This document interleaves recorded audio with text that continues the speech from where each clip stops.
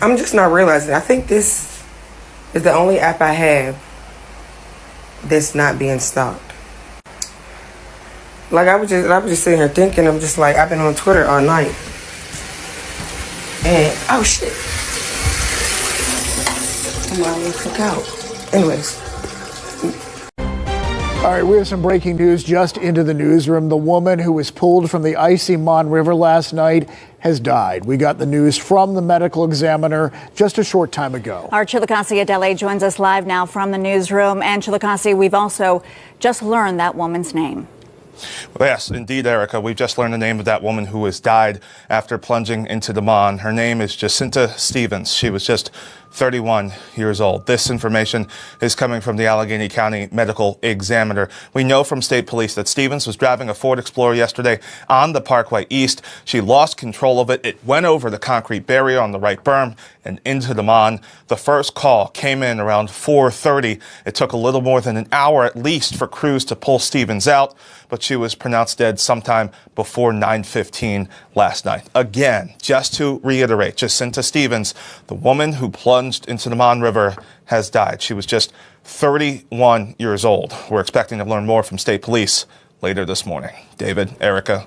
Just devastating. Really is. Thank you so much for the update there, Chile. We appreciate your reporting as always. On January 29th, 2026, at approximately 5:14 p.m., a Ford SUV driven by 31-year-old Jacinta Stevens departed the eastbound lanes of Interstate 376, Parkway East in Pittsburgh, Pennsylvania.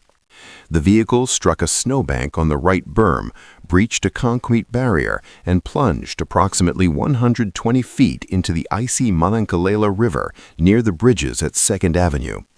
Witnesses reported the SUV traveling uncontrolled before the descent into the river's frozen surface. Emergency units, including technical rescue, dive, and ice rescue teams, responded as the submerged vehicle drifted some distance from shore before being located. Stevens, identified by authorities, was removed from the water after between 40 and 60 minutes and transported to a local hospital in critical condition, where she was later pronounced deceased.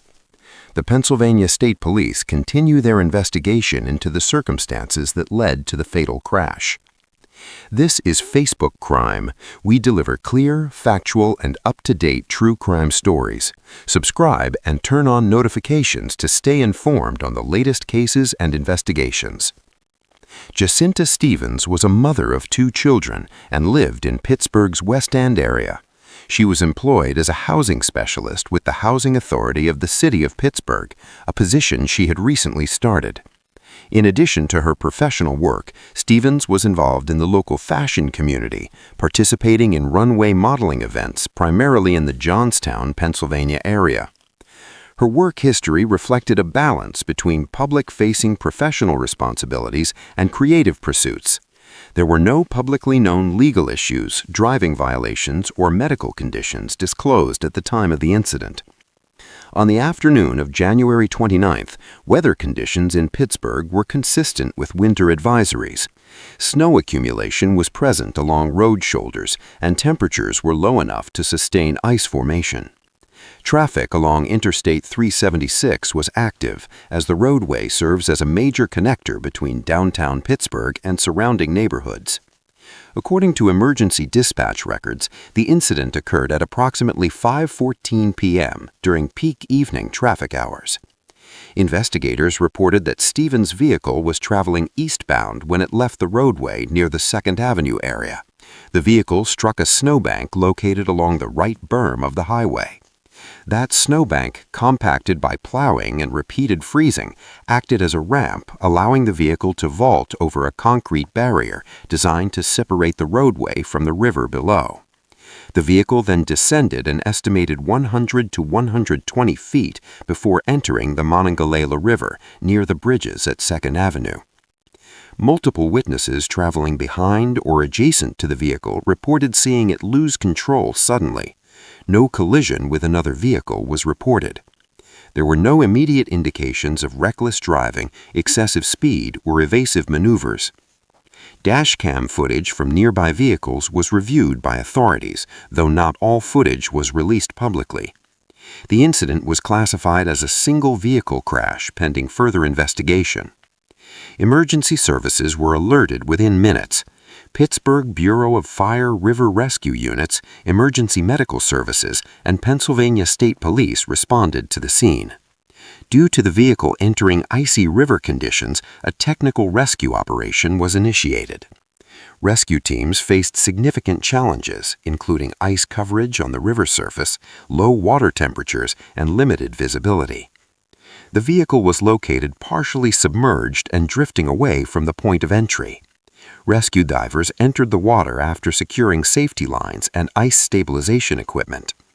According to official statements, Jacinta Stevens was located inside the vehicle after approximately 40 to 60 minutes.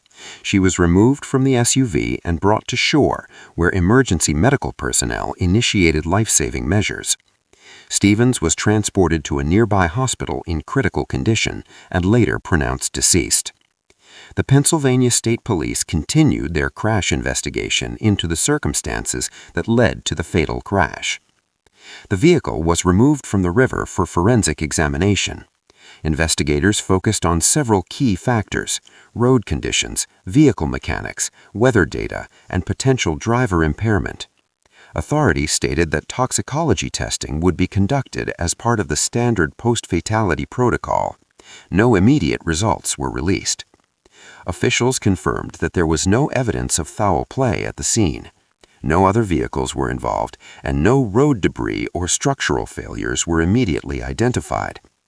However, investigators noted that winter road hazards, particularly snowbanks near barriers, have been identified in past incidents as risk factors for vehicles' launches. The concrete barrier involved met existing safety standards, though its height and placement relative to snow accumulation became part of the broader review. As the investigation continued, attention turned to the design and maintenance of the Parkway East corridor. Interstate 376 has a documented history of winter-related accidents due to its curvature, elevation changes, and proximity to the river. Traffic engineers and safety analysts have previously raised concerns about snow removal practices that allow accumulation near barriers, potentially increasing the risk of vehicles becoming airborne during the loss of control events. Public response to the incident was immediate. A GoFundMe campaign was established to assist with funeral expenses and provide support for Stevens' 2 children. Contributions came from co-workers, members of the fashion community, and local residents. Statements from the Housing Authority of the City of Pittsburgh acknowledged Stevens as a valued employee who had recently joined the organization. Community discussions also emerged regarding emergency response timing and infrastructure safety. While officials stated that response times were consistent with river rescue standards, questions remained about survivability in cold water submersion scenarios and whether additional preventative measures could reduce similar incidents in the future. Experts in automotive safety emphasize that vehicles traveling at highway speeds can become uncontrollable within seconds when encountering ice, especially near road edges. Once a vehicle's tires lose traction and strike a hardened snowbank, the force can redirect momentum upward rather than laterally, making barriers less effective. River rescue experts further explain that submersion in icy water dramatically reduces survival windows even with rapid emergency response. At the time of reporting, the Pennsylvania State Police had not released a final cause determination. Investigators continued to analyze vehicle data, including airbag control module animation, braking input, and steering behavior in the seconds leading up to the crash. Weather reports, roadway maintenance logs, and witness statements were also under review. The case of Jacinta Stevens remains classified as an active investigation pending final reports. While many elements of the incident are documented, unanswered questions persist regarding the precise sequence of events that led to the vehicle leaving the roadway. Authorities have encouraged anyone with additional information or footage from the area at the time of the crash to come forward. This case underscores the intersection of winter driving conditions, infrastructure design, and emergency response limitations. As findings are finalized, the results may inform future safety recommendations for similar roadways across the region. Thanks for watching. Did you find this case informative? If you want more true crime stories, don't forget to subscribe and turn on notifications to stay informed on the latest cases and investigations.